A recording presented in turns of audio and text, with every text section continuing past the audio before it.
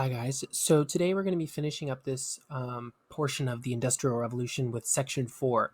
And this section is on arts in the industrial age. And specifically, we're going to be looking at what artistic movements emerged in reaction to the Industrial Revolution. So we're going to look at Romanticism, we'll look at realism, and then we'll look at visual arts just changing in general. So if we first look at Romanticism, it tends to be pretty emotional, so it tends to be pretty intense. Romanticism doesn't refer to like romance in the sense of affection or love, but it's a style of art that emphasizes emotion, freedom, and imagination. And really, it was a reaction against the Industrial Revolution and against the Enlightenment. It's a critique of these worldviews that produced this dirty, filthy industrial revolution. So the Romantics really valued nature. A romantic would much rather look at a waterfall than look at a big, dirty city. Also, childhood. When we think today about children needing to enjoy being children, we get nostalgic about childhood, and we think kids should be kids. This idea has its roots in the Romantic movement. Before this movement, people thought of children as just little adults that should grow up as fast as possible. But the Romantics viewed childhood as this age of innocence that needs to be enjoyed and preserved before they encounter all the problems of adult life. So, Romanticism is about passion, emotion, nature, standing in awe of nature and its power over us. It's backward looking and nostalgic about times gone by and what we've lost. And Romantics saw the Middle Ages as a great age of chivalry and innocence. And they were critical, again, of the Enlightenment and of the Industrial Revolution.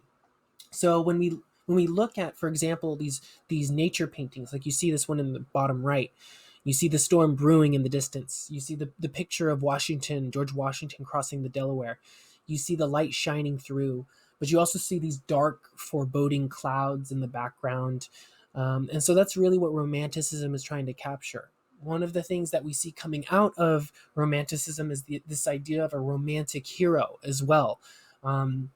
It's kind of capturing the mood of industrialization, that the times have changed, right? And people weren't quite caught up to the times. And that's why this romantic hero always seems to be a little bit out of step with the times.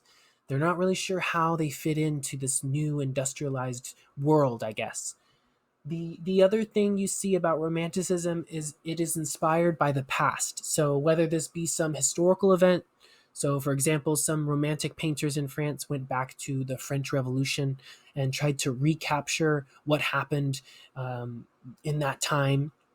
But Romantics, it could also be, that they were looking back on and found inspiration in past legends, past folklore, tales, all these things that help people identify maybe with their nationality. So there's also this nationalistic element to Romanticism as well. And another thing, when you look at Romantic musicians, it's definitely their music is inspiring emotion, evoking emotion. And sometimes they're also going back to past musical trends. Like, for example, whether it be in Poland, maybe the way music was in Poland. And then these Romantic composers would bring that back into the modern era. A famous Romantic composer that you have already learned about is Ludwig van Beethoven. He celebrated heroism, which is a feature of Romanticism, as I said, right? The romantic hero. And his most famous piece of art is called the Ode to Joy. And you've probably heard it before. It's a very famous piece of piano that a lot of people have played. And basically, it celebrates the concept of someone struggling against that. And it's supposed to evoke that emotion. And as far as for Romanticism in art, there is a lot of landscapes, bright colors, dramatic, intense, emotional. They're supposed to stir some feelings of patriotism, love of country. Next, they move into realism, which becomes the dominant art form after 1850 and in the middle of the Second Industrial Revolution. And realism is capturing the world as it really is, as it actually is, and it is anti romantic. So when we look at novels like Charles Dickens, is one with Oliver Twist, A Tale of Two Cities, showing what industrialized life was like, what it was really like, especially for the working poor. Victor Hugo is definitely the one that you're most familiar with, since he is the writer of Les Miserables, the book that the movie that we watched in our French Revolution unit is based on. And if you remember, it's really about the struggles of individuals against society as it was during that time. And that is also part of this period of realism. Picking up what the lives of daily people were like, and the problems and the challenges that they were really facing. When we look at drama, it's kind of interesting. Ibsen does a couple dramas. One is The Enemy of the People, here in the top right, in which in this drama someone discovers that this famous spa is polluted, and when people take a bath in it or drink it, then they get sick. The problem is this is a famous spa, and this is the whole reason why this city is in the first place. This city in this drama, why this city is on the map and why it's famous, because people come to bathe in the soothing water that's supposed to be good for you and really is making people sick at the end of the day. And so this drama, those realist dramas, capturing what was really happening in Europe. The other one that he does is A Doll's House. You'll see the picture in the top left here, where he follows the life of a woman, this woman who is bound by society and the expectations of society. And so, for example, if you look at that quote, it's kind of hard to read, but I'll read it for you. It says, Elmer is one of the characters, is telling his wife, before all else, you are a wife and a mother. And the woman, who's the centerpiece of this story, says, I don't believe that any longer. I believe that before all else, I'm a reasonable human being, just as you are. And so it's going through how women were constricted by the expectations of society.